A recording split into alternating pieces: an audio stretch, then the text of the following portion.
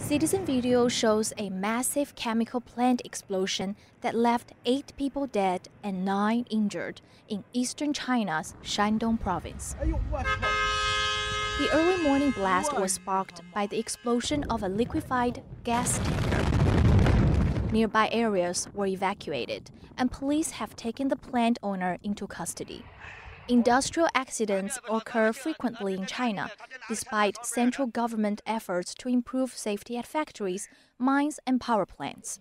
A massive explosion at a chemical warehouse in 2015 in the port city of Tianjin killed 173 people, most of them firefighters and police officers.